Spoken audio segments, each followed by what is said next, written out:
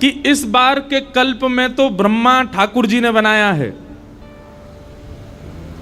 लेकिन जब अगला कल्प आएगा उस समय ब्रह्मा मैं बनाऊंगी। श्री जी कहती हैं, बोले अगली बार का ब्रह्मा मैं चयन करूंगी। तो सब गोपियां बोली तो वो ब्रह्मा, उसकी क्वालिटी क्या होगी ब्रह्मा की? बोले कि मैं उससे मानव कैसा बनवाऊंगी, सुनो। बोले कैसा बनवाएंगी? बोले उससे कहूंगी रोम रोम प्रति नैन बनाओ। बोले तुमने ये गलती के ये रोम बना दी, कितने सारे बाल हैं हमारे शरीर पर, इनकी आवश्यकता क्या, किसी काम के नहीं है। बोले इनका कोई प्रयोजन नहीं है। यदि इतनी आंख ब्रह्मा ने बना दी होती तो कितना अच्छा लगता। क्यों? अभी तो 2 नेत्र से श्याम सुंदर को देखती हैं, फिर रोम रोम से श्याम सुंदर को देखती हैं। हमारी श्री जी की स्थिति अलग है। श्री जी कहती हैं सब गोपियों से रोम रोम प्रति नयन बन। अच्छा, हमारी किशोरी जी का भाव पता कैसा है? ठाकुर जी सामने होते हैं तो उनको घास भी नहीं डालती हैं, लेकिन जब ठाकुर जी कहीं दूर चले जाएं फिर उनकी महिमा मंडन ऐसा करती हैं। किशोरी जी के सन्मुख ठाकुर जी होते हैं तो किशोरी जी ऐसा बर्ताव, वैसे तो बड़ी सहज है, बड़ी सरल है हमारी श्री जी, पर ये ललता विशाखा करवाती हैं जबरदस्ती श्री जी से। तो किशोरी जी जब सामने ठाकुर जी होते हैं ना तो ऐसे, जैसे ठाकुर जी कभी पूछेंगे मैं कैसा लग रहा हूं,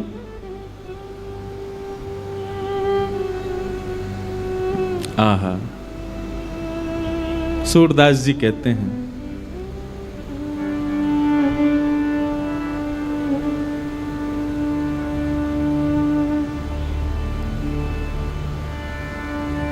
हमसे कहो तुम ही क्यों ना देखो, हमसे कहो तुम ही क्यों ना देखो, हम गोरी तुम श्याम बिहारी, हम गोरी तुम श्याम बिहारी। अच्छा, यहां तक भी किशोरी जी ने कह दिया कि हम गोरी तुम श्याम बिहारी, इतने में ही चल जाता काम। लेकिन ये ललता विशाखा बड़ी चतुर हैं, ये श्री जी से कहें अभी आनंद ना आयो, ऐसा कुछ बोलो कि रूठ के बैठ जाए, मुंह फुला के बैठ जाए गुलाब जामुन से, ऐसा कुछ बोलो। तब श्री जी अगली पंक्ति क्या कहती हैं? और सुनो श्याम सुंदर, आप पूछ ही रहे हो कि आप लग कैसे रहे हो, तो और सुनो। बोले नहीं नहीं, मैंने सुन लियो कि आप गोरी हैं, मैं श्याम हूं, बस इतना ही बहुत है। बोले नहीं नहीं, सुनो तो। हमरो मुख जैसे चंद उजियारो, हमरो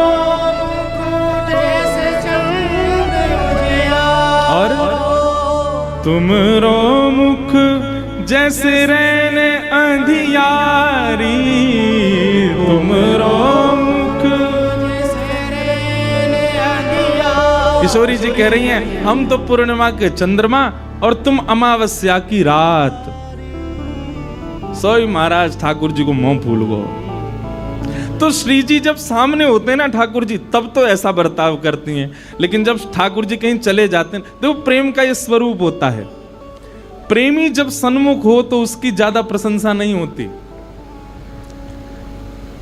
पत्नी अच्छा भोजन बनाए और पति से वो उसकी प्रतीक्षा ये रहती है कि परोस दें, और वो बस खड़ी रहती है कि ये भोजन पाए तो कुछ बोले, वो सुनने के लिए ही खड़ी रहती है।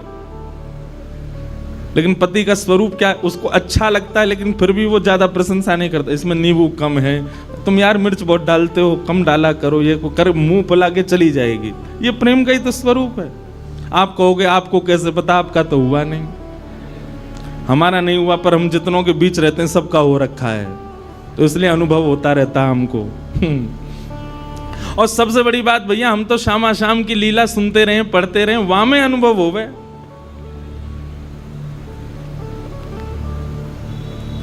तो प्रेम का ही स्वरूप होता है, प्रेमी सन्मुख हो तो ज्यादा प्रशंसा नहीं होती। ठाकुर जी जब दूर चले जाते हैं तब श्री जी कहती हैं सब सखियों से, अगली बार विधाता मैं बनाऊंगी। तो ललिता विशाखा कहती हैं क्यों? देखे ना कैसे लग रहे श्याम सुंदर, कितने प्यारे लग रहे।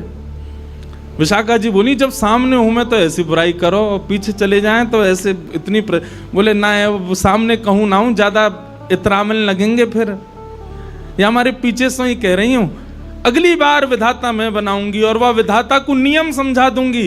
रोम रोम प्रति नैन बनाऊं। सब सखी बोली आहा रोम रोम से ठाकुर जी दिखेंगे। किशोरी जी बोली इतना ही नहीं, एक नियम और बनवाऊंगी। बोले कहा, एक टक रहे पलक न बनाऊं। बोले रोम रोम में नेत्र प्रकट करवाऊंगी और वे नेत्र भी बिना पलक वाले होंगे ताकि श्याम सुंदर सामने आए तो हमारे नेत्र कभी झपके ही नहीं। आहा सब सखियां जय जयकार करने लगी श्री जी की, श्यामा जी की। तब होंगे पूर्ण मनोरथ हमारे काम। श्री जी का ये पद है, तब हमारे मनोरथ पूरे होंगे जब रोम रोम से ठाकुर जी को हम निहार लेंगे।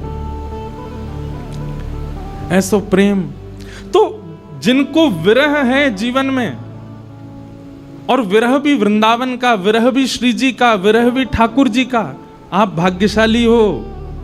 हम व्यास रूप में हैं इसलिए कुछ कह नहीं पाते, पर जब आपके नेत्रों में अश्रुबिंद ठाकुर जी के लिए देखते हैं ना, सही में इच्छा होती है आपको प्रणाम करें, क्योंकि आप बहुत भाग्यशाली हैं कि श्री जी की याद आती है, ठाकुर जी का स्मरण होता है और उनके स्मरण में आपके नेत्र सजल होते हैं। व्यक्ति के शरीर में सबसे बहुमूल्य यदि कुछ है तो वो है अश्रुबिंद, सबसे बहुमूल्य है। और वो यदि आप ठाकुर जी के लिए प्रस्तुत करते हैं तो आप सबसे बहुमूल्य वस्तु ठाकुर जी को दे रहे हैं। लेकिन हमारी एक प्रार्थना सुनो, रुदन सबके सन्मुख नहीं होना चाहिए, और विशेष रूप से ठाकुर जी के सामने तो बिल्कुल ही नहीं होना चाहिए। रुदन तो एकांत में होना चाहिए। ठाकुर जी की कथा चल रही है, लीला हम सुना रहे हैं, आप वृंदावन में राधा वल्लभ जी को देख रहे हो, तो इन स्थितियों में अश्रु प्रकट होना ये सामान्य बात है, हो ही जाएगा। कथा कई बार ऐसी होती है कि अत्यंत घोर नास्तिक व्यक्ति भी रोने लग जाता है कथा में बैठा बैठा, वो भाव एक अलग विषय है। परंतु नेत्रों के अश्रु एकांत में प्रकट हों, वो गोपनीय वस्तु है, वो सबको दिखाने के लिए नहीं है। क्यों? क्योंकि जब आप सब अब रुदन कर रहे हैं, आपके नेत्रों में अश्रु आ गए और किसी व्यक्ति ने आपका अगर उपहास किया तो आपके भाव को ठेस पहुंचेगी, आपकी भक्ति में वो उसको नामापराध कहते हैं। नामापराध में एक अपराध यह भी है कि उस व्यक्ति के सामने अपने भाव प्रकट करना जिस व्यक्ति को ठाकुर जी से दूर दूर तक कोई संबंध नहीं है। इसलिए अश्रुबिंद आप रोक ना पाओ तो विषय अलग है, परंतु फिर भी प्रयास करो कि कथा में ठाकुर जी के सामने, वृंदावन में राधा वल्लभ राधा रमण जी के सामने तो प्रसन्न मुद्रा में जाओ, प्रसन्न भाव में जाओ। जब वहां से निकल के कक्ष में आ जाओ तब एकांत में रुदन करो। एकांत में रुदन होगा ना तो काऊ दिना आंसू पहुंचवे ठाकुर जी आ जाएंगे एकांत में, सबके सामने नहीं। आहा मीराबाई का एक पद है, कब मिले पिया मोरा गोविंद, कब मिले पिया मोरा, पिया मोरा। इस पद में मीराबाई एक बात कहती हैं, व्याकुल प्राण धरत नहीं धीरज, व्याकुल प्राण धरत नहीं धीरज, कब देखूं मुख तोरा गोविंद, कब देखूं मुख तोरा गोविंद, कब मिले पिया मोरा, पिया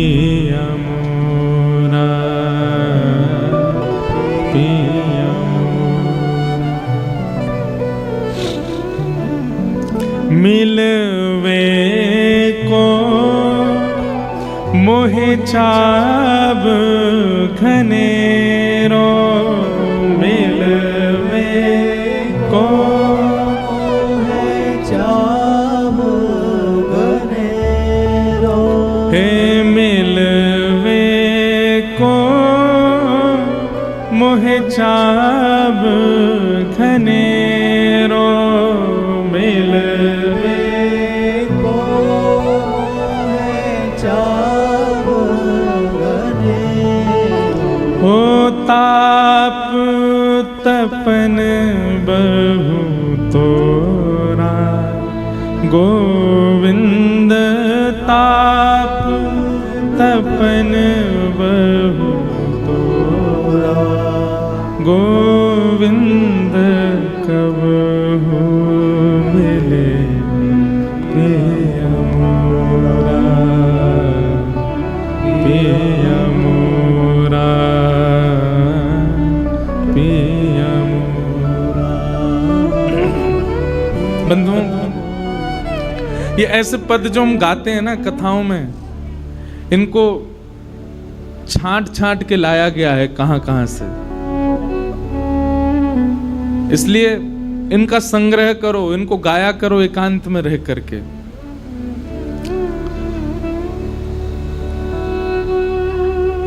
आज कथा का परम सौभाग्य है कि हमारे मध्य में कुछ अंतर्मुखी वैष्णवों का आना हुआ है। अंतर्मुखी वैष्णव मतलब आप अपनी दिव्य चक्षुओं से ठाकुर जी को देखते हैं। प्रत्यक्ष चक्षु भले ही नहीं है, और प्रत्यक्ष चक्षु से करना ही क्या, संसार अपनी ओर आकृष्ट करता है। परंतु आज ऐसे कुछ बालक हमारे पास आए हैं जो सूरदास जी के समान हैं। एक बार करतल ध्वनि से इन सब का स्वागत। और साथ ही श्री राधा रमण लाल जी के परम अंग सेवी श्री अनुराग गोस्वामी जी भी पधारे हैं। बहुत बहुत प्रणाम। बोल राधा रमण लाल की। श्री राधा रमण जी के अंग सेवी पधारे हैं। कल कुरुक्षेत्र से गीता जी आ गई थी महाराज जी के रूप में, आज राधा रमण जी आ गए गोसाई जी के रूप में। कल हमारे राधा वल्लभ लाल जी के गोस्वामी जी पधारेंगे, उनके भाव से वे राधा वल्लभ लाल जी आएंगे। फिर एक दिन बिहारी जी के गोसाई जी पधारेंगे। ऐसे ही सबके अंग से भी यहाँ पधारेंगे, तो इन्हीं के भाव से ही मानो सप्तनिधि ही कथा में पधारेंगे। तो हम एक भाव कह रहे थे कि ये जो पद हम गाते हैं ना कथाओं में, ये चुने हुए पद हैं, ये ढूंढ ढूंढ के निकाले हैं। इनको याद कर लिया कीजिए, और फिर ठाकुर जी के सन्मुख नहीं, सन्मुख के पद अलग हैं, सामने गाने वाले पद अलग हैं, ये एकांत में गाने वाले पद हैं। ये आपको ठाकुर जी के सामने नहीं गाने। जैसे कि श्री गोवर्धन वासी सांवरे तुम बिन रहो ना जाए, ये भी एकांत का ही पद है, ये भी ठाकुर जी के सन्मुख नहीं गाना है। और ठाकुर जी के सन्मुख गाओ तो तब गाओ जब ठाकुर जी का श्रृंगार हो गया हो, भोग लग गया हो, व्यवस्थित खाली बैठे हो ठाकुर जी, तब गाओ। पर फिर भी ये विरह के पद हैं, विरह के पद एकांत में गाने हैं। मंदिर में बैठ कर के जो ठाकुर जी को सुनाने वाले पद हैं, उन पदों में लीला के पद गाओ। जहां किशोरी जी ठाकुर जी का मिलन हो रहा हो, कुंज विहार कर रहे हो, वन विहार कर रहे हो, ठाकुर जी किशोरी जी का श्रृंगार कर रहे हो, आदि आदि इस प्रकार के पद ठाकुर जी के सन्मुख गाने हैं। पर विरह के जो पद हैं इनको तो एकांत में गाना। और मीराबाई के तो अधिकतर पद एकांत में गाने वाले हैं। भले ही बाहर मंदिर में ठाकुर जी विराज रहे हैं, कमरा में जबरदस्ती आके वहां बैठ के गाओ, न दूर जाके गाओ। ठाकुर जी प्रसन्न होते हैं, ठाकुर जी चित्त में विराजमान होते हैं। तो हम विरह पे आज प्रारंभ कर रहे थे कथा। आज इतने सारे बालक आए हैं, ये सब हमारे सूरदास जी के समान हैं। सूरदास जी महाराज से किसी ने कहा, बोले कि ठाकुर जी ने आपको नेत्र नहीं दिए, फिर भी आप ठाकुर जी का इतना गुण गाते हो। अरे आपको गुण ना गा करके ठाकुर जी की शिकायत करनी चाहिए, ठाकुर जी से कहना चाहिए, बोले नाथ आपने मुझे नेत्र क्यों नहीं दिए, आप तो उनके गुण गाते हो।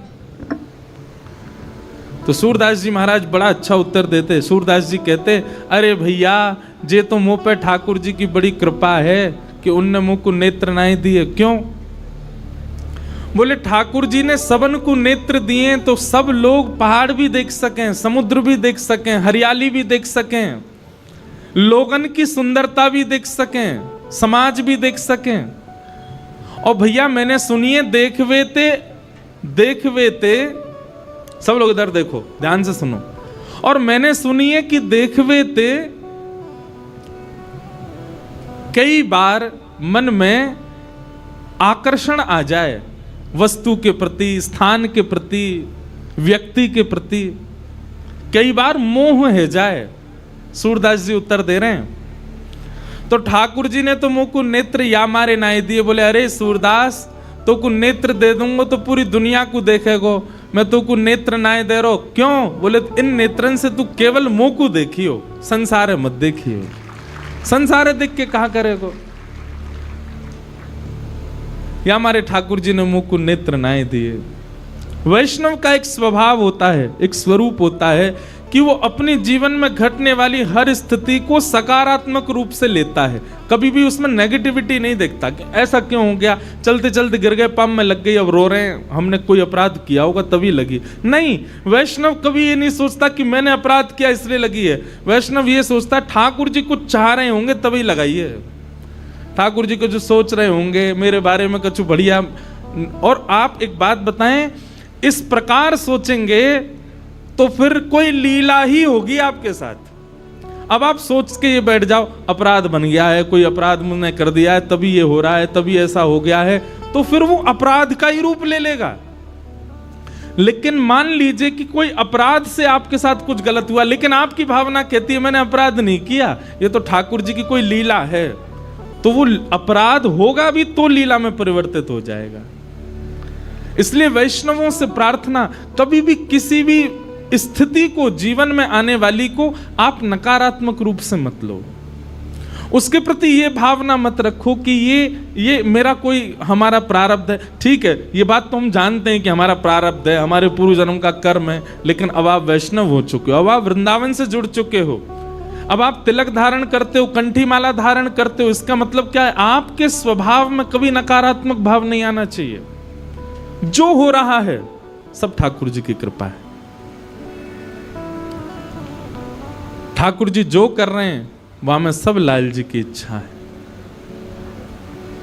ऐसी भावना। तो आज द्वितीय दिवस कथा का, और प्रथम स्कंद से हम लोग कथा का प्रारंभ करें। आज प्रयास करेंगे कि श्री गोविंद देव जी और श्री मदन मोहन जी के प्राकट्य की कथा भी कथा में सुनावें। रूप सनातन गोस्वामी। बोलो वृंदावन बिहारी लाल की। कथा क्रम प्रारंभ करते हैं, इसी बीच में फिर चर्चा करेंगे।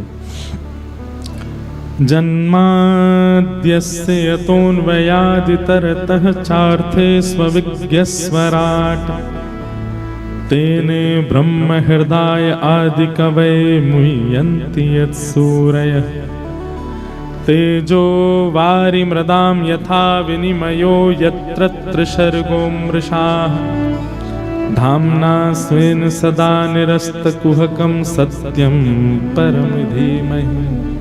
भागवत जी का पहला श्लोक है।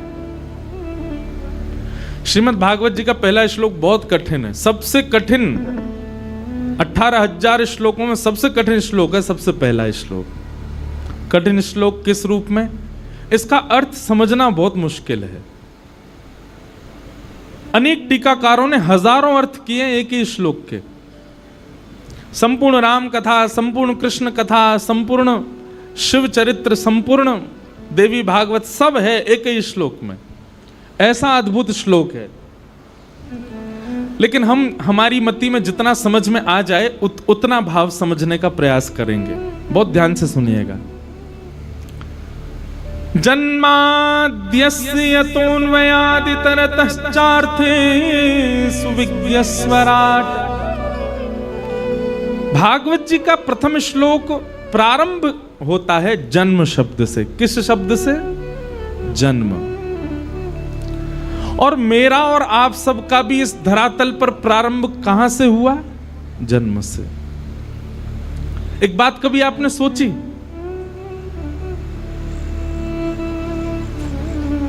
समुद्र होता है ना, कभी समुद्र के तट पर गए हैं तो समुद्र में केवल वही किनारा दिखता है जहां पर आप खड़े हो, दूसरा छोर दिखाई नहीं देता।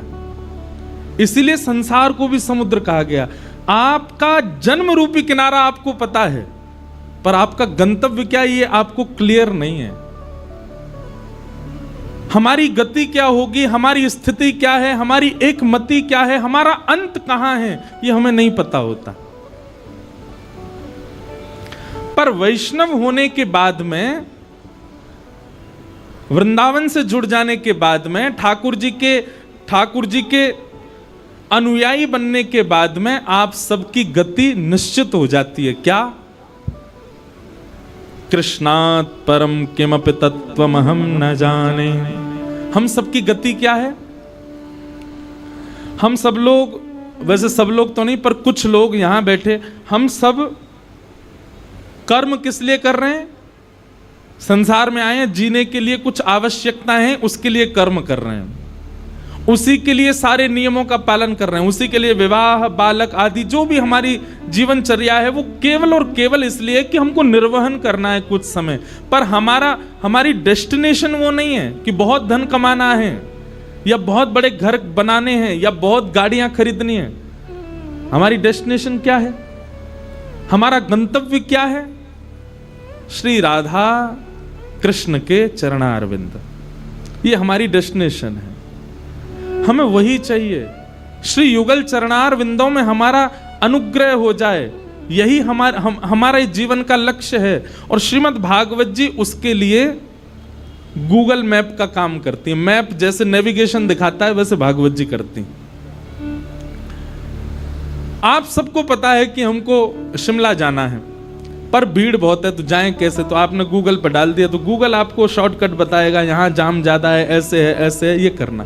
हम सबको ये बात पता है कि हमें राधा रमण लाल जी के श्री चरण चाहिए, पर कैसे? तब भागवत रूपी नेविगेशन के पास आओ। श्रीमद् भागवत जी बताएंगी कहाँ रुकना है, कहाँ चलना है, कहाँ भीड़ ज्यादा है, कहाँ से निकलना है, क्या क्या उपाय हैं, कैसे नहीं है, वो सब आपको भागवत जी क्लियर करेंगी और कहाँ पहुंचा देंगे? आपके गंतव्य पर। अरे कहाँ तक कहें, यह तक भी आपको पता चल जाएगा कि कितने दिन में भगवत प्राप्ति होगी और कब भगवत प्राप्ति होगी, यह तक श्रीमद् भागवत जी स्पष्ट कर देंगे आपके चित्त में। ऐसी भागवत की कथा है। क्यों? क्योंकि आपका प्रारंभ होता है जन्म शब्द से, और श्रीमद् भागवत जी का विश्राम, अंतिम श्लोक का अंतिम शब्द क्या? हरिम परम। तो प्रथम श्लोक के प्रथम शब्द को अंतिम श्लोक के अंतिम शब्द को जोड़ दें तो क्या है? जन्म हरिम परम। मेरी शरण में जो आएगा, भागवत जी कह रही हैं, उसको मैं हरि चरणार विंदों तक बिल्कुल सही सलामत पहुंचा दूंगी। यही उद्देश्य है भागवत जी का। श्रीमद् भागवत सुनने कराने के पीछे और कोई उद्देश्य नहीं होना चाहिए आपका, यही उद्देश्य हो, ठाकुर जी की प्राप्ति। और वो कैसे हो, उन सब के प्रमाण श्रीमद् भागवत में है। तो जन्माद्यस्य यतोऽन्वयादितरतः, कृष्ण लीला यदि देखें तो संपूर्ण श्लोक में जो जन्म लेते ही अपने माता पिता को छोड़ करके अन्वयाद इतरतः चार्थे स्म विज्ञ स्वराट, भगवान स्वराट हैं।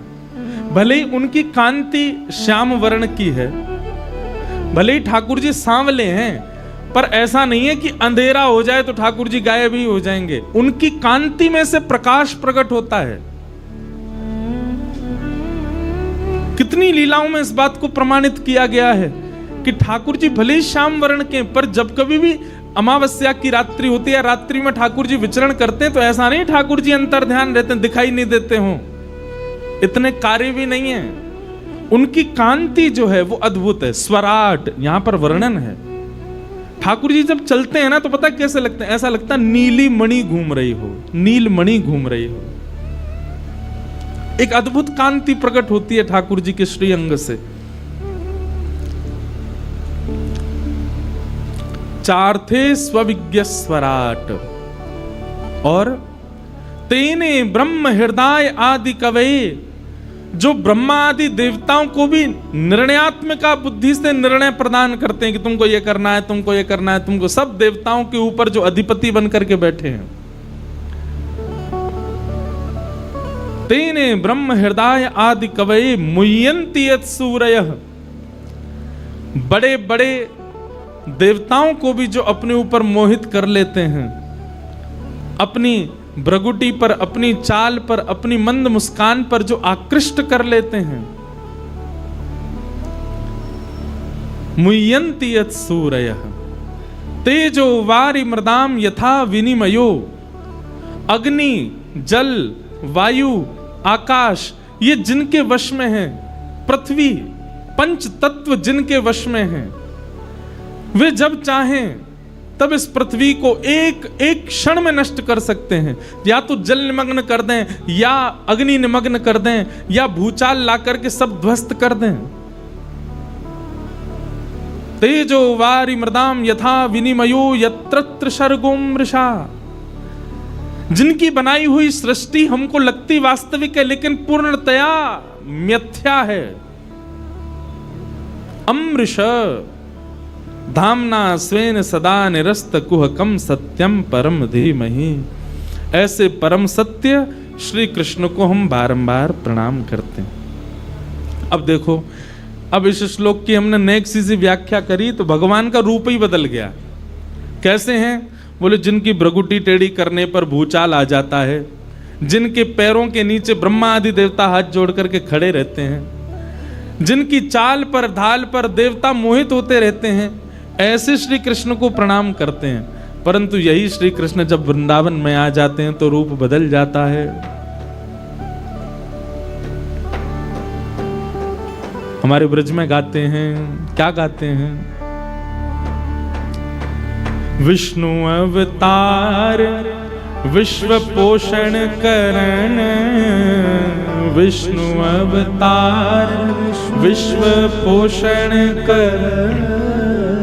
विष्णु का अवतार किस लिए हुआ? बोले विश्व का पोषण करने के लिए। पर सोई कर चोरी यहाँ अहीर घरन, हाँ सोई कर चोरी यहाँ अहीर घरन। कैसे? निज प्रभुता विसार, निज प्रभुता विसार, निज प्रभुता विसार, प्रभुता विसार। हाँ भैया, प्रेम ने दिया कि सदा उल्टी बहे धार, कौन पावे आपको पार। प्रेम ने दिया कि सदा उल्टी बहे धार, अरे कौन पावे आपको पार। प्रेम ने दिया कि सदा उल्टी बहे धार, कौन पावे आपको पार। प्रेम ने दिया कि सदा उल्टी बहे धार। ओ देखो मैं सुनाऊं एक बात अनुमेल, देखो मैं सुनाऊं एक बात अनुमेल, देखो मैं सुनाऊं एक बात अनुमेल, देखो मैं सुनाऊं एक बात अनुमेल। ब्रह्म निराकार रहो गोकुल में खेल, हाँ ब्रह्म निराकार रहो गोकुल में खेल। ओ ब्रह्म निराकार रहो गोकुल में खेल, हाँ निराकार यशोदा के द्वार, यशोदा के द्वार, नंद यशोदा के द्वार, यशोदा के द्वार। ओ प्रेम नदिया की सदा उल्टी बहधार, कौन पावे आँखों पार, प्रेम नदिया की सदा उल्टी। हमारे ब्रज की रसिया है, कौन पावे आँखों पार, प्रेम नदिया की सदा उल्टी बहे धार, कौन पावे आँखों पार, प्रेम नदिया की सदा उल्टी बहे। उद्धव जी गए कहाँ? ब्रजमंडल। गोपियां सब घेर बना के बैठी हैं, बीच में किशोरी जी बैठी हैं। उद्धव जी उनके सामने जाकर के कहने लगे, आप जिनके, सब लोग बहुत ध्यान सुनो, इधर देखो। उद्धव जी कहते हैं, आप जिनके विरह में इतने व्याकुल हो रहे हैं, आप जिनके विरह में इतने नीर बहा रहे हैं, आपको पता है वो कौन है? गोपी बोली, हमें तो पता है, लेकिन तू बता, तो कहाँ पता है कौन है वो? बोले, वो निर्गुण निराकार पर ब्रह्म है, उनका कोई गुण नहीं है, उनका कोई आकार नहीं है, वो जगत नियंता जगदाधार हैं, तीनों लोकों के स्वामी हैं, वो साक्षात पर ब्रह्म भगवान हैं।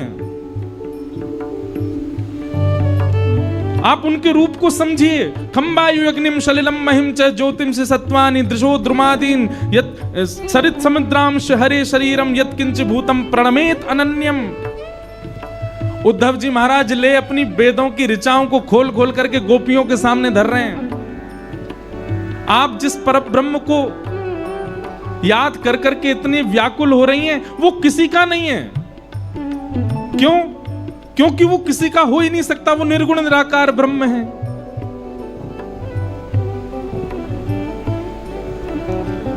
जब उद्धव जी कहते कहते कहते कहते मुंह सूख गया उद्धव जी का, तब गोपियों ने एक बात कही, उसी को हमारे सूरदास जी ने एक पद में गाया है। निर्गुण कौन देश को वासी, निर्गुण कौन देश को, निर्गुण कौन देश को वासी। हे उद्धव, जिस निर्गुण के बारे में तुम बोल रहे हो, कहाँ रहता है? हो निर्गुण कौन देश को वासी, निर्गुण कौन देश को वासी, निर्गुण कौन देश को वासी, निर्गुण कौन देश को वासी। हे को है जनक जननी, को है जनक जननी, को है जनक जननी, को है जननी जननी। उसके माता पिता कौन है? निर्गुण निराकार ब्रह्म जिसके बारे में तुम हमको सुना रहे हो, उसके माता पिता कौन है? को है जनक जननी, को है जनक जननी, को है जनक जननी, को है जनक जननी, को हे कौन नार को दासी, हाँ कौन नार को दासी। हे निर्गुण कौन देश को वासी, निर्गुण कौन देश को वासी, हाँ निर्गुण कौन देश को वासी, निर्गुण कौन देश को वासी। जब उद्धव जी महाराज बोले कि उनके कोई माता पिता नहीं है, वो तो निर्गुण निराकार ब्रह्म है, केवल लीला करने हैं, तब एक गोपी गई और पतरी सी छड़ी लेकर के आई और छड़ी लेकर के उद्धव के पीछे भागी। तो नंद यशोदा कौन है? देवकी वसुदेव कौन है? ये सब कौन है? अरे जा, निर्गुण को तू बखान कर रहा उद्धव, वह निर्गुण के माता पिता नंद यशोदा हैं। तू कैसे कह सके वो निर्गुण निराकार पर ब्रह्म है? और यदि वो निर्गुण निराकार है, काय को हमारे घर की माखन चुरा के खावे, काय को हमारे संग रास रचावे, काय को हमें विरह प्रदान करे? निर्गुण पर ब्रह्म के बारे में आके सुना रहे हो हमें। हे निर्गुण कौन देश को वासी, हाँ निर्गुण कौन देश को वासी, हो कैसो बरन भेष है, कैसो बरन भेष है, कैसो बरन भेष है, कैसो बरन भेष है, कैसो हे के ही रस अभिलाषी, हाँ के ही रस अभिलाषी, निर्गुण कौन देश को वासी, निर्गुण कौन देश को वासी, निर्गुण कौन देश को वासी, निर्गुण कौन देश को वासी। हे सुनत कौन है रयो है ठगयो, सुनत कौन है रयो, सुनत कौन है रयो है ठगो, सुनत कौन हे सूर सबई मति नाशी, हाँ हाँ सूर सबई मति नासी, हे निर्गुण कौन देश को वासी, निर्गुण कौन देश को हाँ निर्गुण कौन देश को वासी, निर्गुण कौन देश को वासी। हे प्रेम नदिया की सदा उल्टी बह धार हो, प्रेम नदिया की सदा उल्टी बहे धार। कौन पावे आठों पार, प्रेम नदिया की सदा उल्टी बह धार। कौन पावे आठों पार, प्रेम नदिया की सदा उल्टी बहे धार। तो ठाकुर जी का स्वरूप यदि वेद और पुराणों में आप देखेंगे तो वह स्वरूप ठाकुर जी का बिल्कुल अलग है, लेकिन वही वृंदावन रस चर्चा में देखेंगे तो वहां के ठाकुर जी अलग हैं। रसखान कहते हैं ब्रह्म में ढूंढो पुराणन गायन, ना ही बतायो लोग लुगायन। मैंने सब जगह पर ब्रह्म को ढूंढा, मुझे वो नहीं मिले। तभी मिल गए, बोले कहां मिले? देखो दिरो एक कुंज कुटीर में रयो पलोटत राधिका पायन। तभी मैंने कुंज में जाकर के देखा तो रत्न सिंहासन पर किशोरी जी बैठी हैं और उनके श्री चरणों में अपने मुकुट रूपी मुकुट अविराजित शीश को झुकाए श्री श्याम सुंदर बैठे हैं। रस खान कह रहे हैं मैंने पहली बार पर ब्रह्म को वहां देखा। तो वृंदावन रस प्रकट ही इसीलिए किया गया कि वेद वर्णित जो श्याम सुंदर हैं, वेद वर्णित जो परमात्मा का स्वरूप है, उसको आप नहीं समझ पाओगे, उसको आप नहीं जान पाओगे। इसीलिए वृंदावन में ठाकुर जी ने ऐसा रूप धारण किया जिससे आप प्रेम कर सको। और एक बात हमारी सुनिएगा बहुत ध्यानपूर्वक, आपके मन में बहुत श्रद्धा उमड़ रही हो तो कहीं और जाओ, आपके मन में बहुत भावना उमड़ रही हो तो कहीं और जाओ, आपके मन में बहुत पुण्य की कामना उमड़ रही है तो भी कहीं और जाओ, आपके मन में प्रेम उमड़ रहा हो तभी वृंदावन आओ।